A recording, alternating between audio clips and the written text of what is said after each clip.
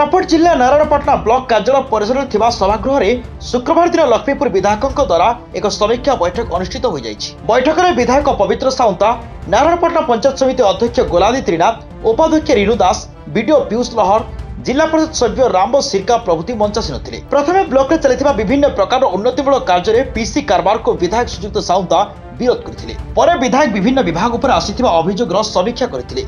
विशेषकर शिशु कल्याण विभाग सीडीपीओ हिंदुमती पाणिग्राही जयपुर बासभवन रही मासक 15 दिन ड्यूटी करुथिबा उपरे अधिक अभियोग आसिथिला। ठीक भाव अंगनवाड़ी केन्द्र गुड़िक चलुनथिबा बेले प्री स्कूल मध्य बंद रहुथिबा समस्त लोक प्रतिनिधि माने अभियोग करथिले। सेहिपरि ब्लॉक रे बार बार बिजुली काट सांगको अधिकांश ग्राम गुड़िक बिजुली नथिबा अभियोग होइतिला।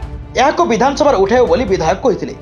एथिसह मत्स्य विभाग और मूर्तिका संरक्षण विभाग केवल अभियोग शुणाणी कार्यक्रम छाड़ीदेले बाकी दिन सेमानक देखा मिलुथिबा अभियोग होइतिबारु विभाग अधिकारी प्रति विरक्ति प्रकाश करथिले।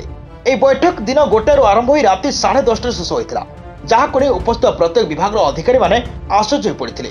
ब्लॉक रे पूर्व अनुष्ठित होतिबा अधिकांश बैठक सकाळ 10 रु 1 पर्यंत चले। सेथिरे किछि सरकारी बाबू माने अल्प समय धरि उपस्थित रही चली जाउथिले।